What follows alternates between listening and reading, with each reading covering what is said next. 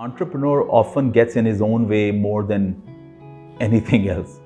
And I think a key is to stay humble and always be listening. So I believe knowledge happens in three strata, right? So you have facts, and then when you have some experience, you can see certain patterns forming and use those to help in your decisions. At the very top, if you're lucky, you're able to talk to people or yourself build a framework for processing data in such a way that you have certain principles. You can identify them, right? So it's a hook you can hang an entire segment or a sector on. So once you get to that level, then it's easier to use that to build a framework and then process the data through that and not through your biases. A lot of time it comes from active listening and you seeking out people who you think might have the right sort of criticism for you, and then and a lot of time it comes from your clients. So I find that lack of self-actualization and active listening are related. The more you actively listen, eventually with the right data you form the right framework and you become more self-actualized.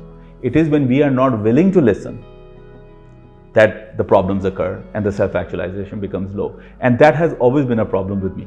Right. So I remember there was a time I was a client executive for one of the largest accounts in the region, and there were 86 of us only, and we brought in $1 billion for Cisco systems services, right? And I had the two largest accounts in the region, right? And so we were trained specially because we were just 86, we brought in $1 billion, so we were trained by this German guy came in and he gave us this amazing training and all that, and he told me, he says, "You're a great sales guy, but you have one massive problem." And I said, "What?" He says, "You don't listen, man."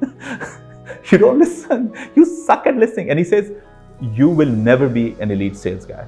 And you don't listen. You have to listen. And then he basically taught me how to listen. He gave me a few neuroscience hacks.